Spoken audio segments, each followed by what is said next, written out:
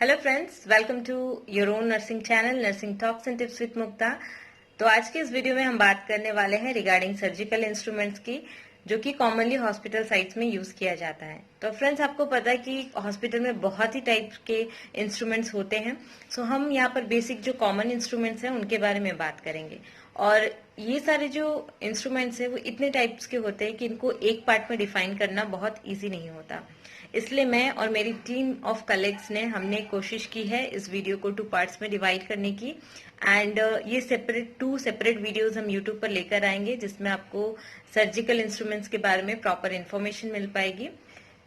और आप आज का वीडियो देखिए। अगर आपको ये वीडियो पसंद आता है तो प्लीज इसको लाइक, शेयर एंड सब्सक्राइब जरूर करें, और साथ ही शेयर करना ना भूलें अपने फ्रेंड्स के साथ, क्योंकि अगर आप ये वीडियो शेयर करते हो तो बहुत लोगों के पास ये इन्फॉर्मेशन जाती है। एंड बहुत सारे नर्सिंग स्टूडेंट्स ऐसे हैं जिनके लिए बहुत हेल्पफुल होती है। तो इसको शेयर करना ना भूलें, और आज का मेरा वीडियो पूरा देखिए बिकॉज ये बहुत ही नॉलेजेबल होने वाला है। Hello everyone, myself Jaimini Prajapati, working as a nursing tutor in KD Institute of Nursing Science. Today we will discuss about the various medical and surgical instruments. So today we will discuss about first instrument is an artery forceps. The parts of artery forceps are tip. Tip has serrations for fine grip of anything. Hinge joint, shaft, finger bows and ratchet lock. Ratchet lock has 3 C's for catch, clamp and the uses of artery forceps are: first, to catch bleeding vessels for hemostat; second, to use a needle during suture in absence of needle holder. The sterilization of artery forceps is by boiling or autoclaving. This is a mosquito forceps.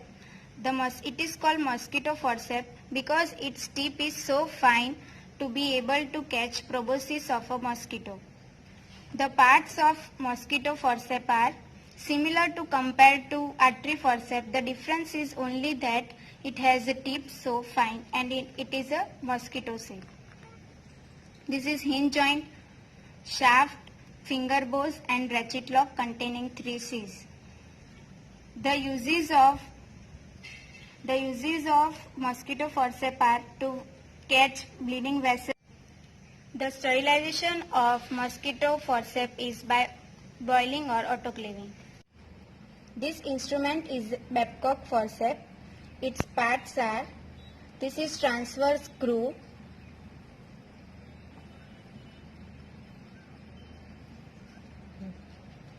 it has transverse screw, then it is called shaft. This is hinge joint, these both are shaft, this is finger bows and this is ratchet lock. Now the uses of Babcock forceps.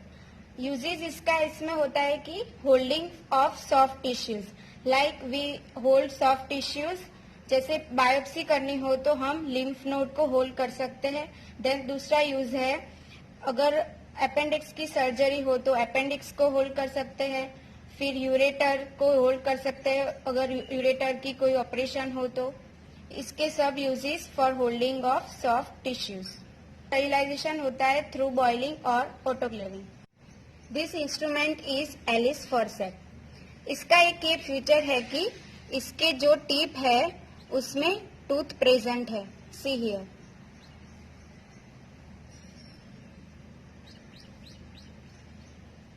और इसका दूसरा ये feature है कि इसके अंदर tooth भी present है और दोनों ब्लेड के बीच में थोड़ी स्पेस होती है, जिससे ये इजीली रिकॉग्नाइजेबल होता है कि ये एलिस फॉर्सेप्स है. दूसरे पार्ट से this is called tooth present in its tip. This both are blade. This is hinge joint. This is shaft. These both are finger bows and this is ratchet lock. The uses of Alice forceps are: it is mainly used for holding deep fascia. जैसे कि deep fascia में अगर कोई vagina की surgery हो तो vagina को hold करने के लिए, देन कोई फाइब्रस कैप्सूल स्ट्रक्चर्स हो उसको होल्ड करने के लिए, फिर वास डिफरेंस की कोई सर्जरी हो तो उसको होल्ड करने के लिए एलिस फॉर्सेप्स के यूजेस है. देन इसका स्टेरिलाइजेशन होता है बाय बॉइलिंग और ऑटोक्लेविंग. अगले इंस्ट्रूमेंट की बात करें तो ये है नीडल होल्डर और इसके पार्ट्स है This is called tip.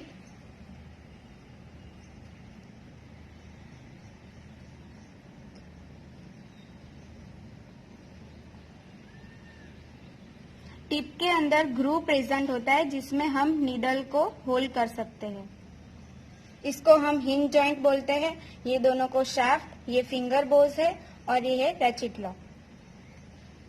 Needle holder का मेन यूज यही है कि वो अगर स्यूचरिंग करनी हो तो नीडल को होल्ड करने के लिए यूज आता है और इसका स्टरिलाइजेशन होता है थ्रू बॉइलिंग और ऑटोक्लेविंग। अगला इंस्ट्रूमेंट है, आप देख रहे हैं वो दोनों डिसेक्टिंग फॉर्सेप है, पर ये दोनों में डिफरेंस कैसे हम कर सकते हैं। तो देखिए, फर्स्ट है उसमें टूथ प्रेजेंट है और सेकंड है उसमें टूथ प्रेजेंट नहीं है। तो ये फर्स्ट वन है जिसमें टूथ प्रेजेंट है, उसको हम बोलते हैं टूथेड डिसेक्टिंग फॉर्सेप, और जिसमें टूथ नहीं होता है उसको बोलते हैं नॉन टूथ डिसेक्टिंग फॉर्सेप।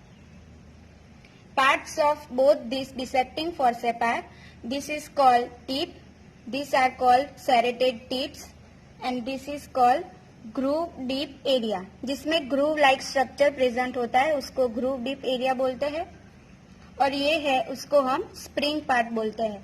ये parts दोनों में सेम ही present है, खाली नॉन टूथेड डिसेक्टिंग फॉर्सेप में टूथ प्रेजेंट नहीं होता है और डिसेक्टिंग फॉर्सेप में टूथ प्रेजेंट होता है। तो अब हम बात करेंगे डिसेक्टिंग फॉर्सेप के यूजेस के बारे में।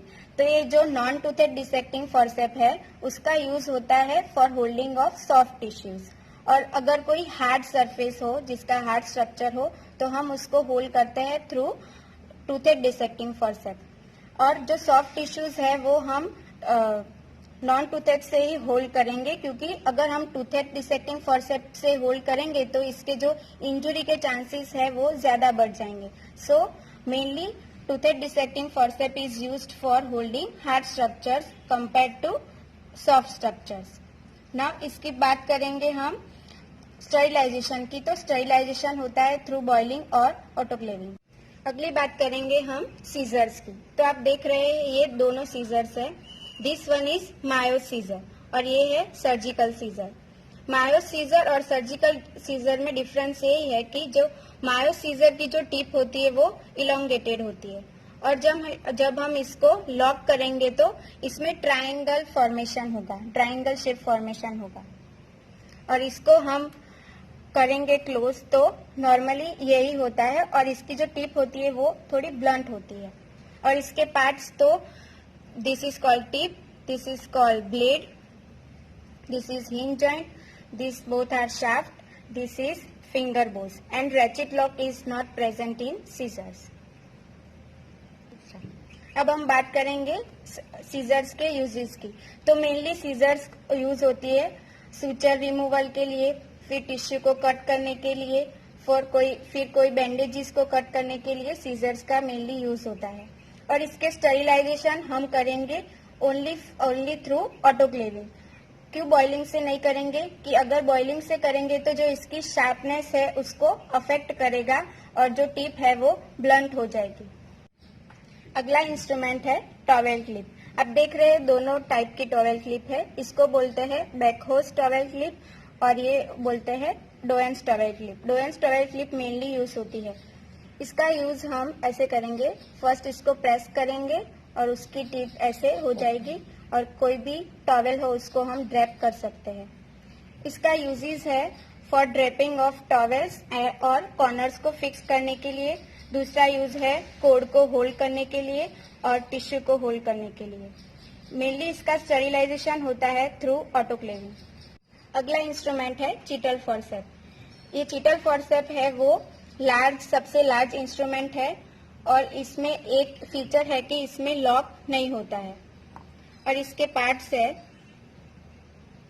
इसकी जो टिप है उसमें थोड़े सेरेशंस प्रेजेंट होते हैं, इसको हम ब्लेड बोलते हैं। ये हिंज जॉइंट है, ये दोनों शाफ्ट है और ये है फिंगर बोस। इसका जो यूजेस होता है वो है टू होल्ड स्टरिलाइज्ड और ऑटोक्लेव आर्टिकल्स। कोई स्टरिलाइज्ड आर्टिकल्स हो जैसे कि गॉज पीस हो, कॉटन हो, अथवा कोई बैंडेजेस हो उसको होल्ड करने के लिए हम यूज करते हैं। और इसका जब यूज नहीं होता है तो अब इसको हम एंटीसेप्टिक सॉल्यूशन में डिप करके ही रखना चाहिए। उसको कोई भी फ्लैट सरफेस पे उसको नहीं रखना चाहिए। चीटल फॉरसेप का दूसरा नाम है सिस्टर फॉरसेप, क्योंकि मेनली नर्सिस का ये मेन इंस्ट्रूमेंट है, इसलिए इसको हम सिस्टर फॉरसेप बोलते हैं। और इसका स्टरिलाइजेशन होता है थ्रू ऑटोक्लेविंग।